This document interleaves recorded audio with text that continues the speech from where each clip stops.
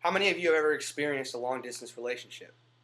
Like me, I'm sure many of you are familiar with the stress that comes with keeping in touch with someone who lives far away. Or perhaps maybe you know someone who's dealt with similar issues. I think we can all agree that the general assumption about long distance relationships is that they simply don't work. However, I'm here today to inform you that there is no reason to end any long distance relationship in fear of growing apart from that person. Hello, my name is Alec Wilson, and I'm here to educate you today about the benefits of keeping long-distance relationships and long-distance friendships through the use of mediated nonverbal communication. I researched an article by Nicholas Brody found in the Communication Research Reports. It was entitled "Absence and Mediated Communication Makes the Heart Grow Fonder," clarifying the predictors of satisfaction and commitment in long-distance friendships.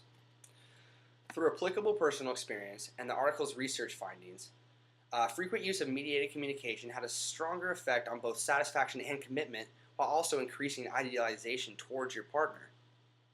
The article had to do with this section in our text entitled Mediated Nonverbal Communication. This study sought to integrate prior research in the fields of mediated communication and long-distance relationships, but more specifically, predictors extracted from a hyperpersonal model regarding the use of media. 592 college students from a large southwestern university completed this experiment through an online survey. They were asked to report on any friends who had once lived in a close proximity that now live far away. Researchers predicted to what forms of interactions and at what frequency did they occur, if that would have any effect on the relationship. Time spent between the last face-to-face conversation and mediated connecting was also a factor that they looked at as well. These hypotheses were tested using a hierarchical multiple regression table. These tables incorporated different variables for both experiments. Now, the first figure had two variables. One variable had to do with our current friend satisfaction among the relationship, and the second was the current friendship commitment. This test concluded that relationships were mediated with communication and satisfaction were much stronger with partners who had not seen each other for quite some time when compared to partners who had seen each other more recently. Now, the second figure suggested how much time spent on mediated communication devices as opposed to telephones, and if it would affect the satisfaction and commitment within that relationship. Interesting enough, the results concluded that high-frequency use in mediated communication increased both satisfaction and commitment. The data of the research indicates the amount of time between the last visit moderates the media frequency, which in turn results in stronger relationships. Furthermore, the results indicate high levels of idealization towards the other individual in that relationship.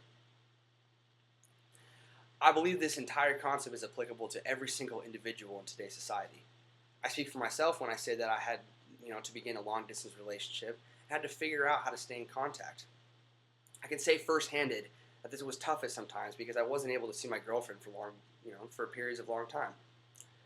However, when we did see each other, even though it was for only a couple of days, I felt as if the relationship had grown significantly stronger.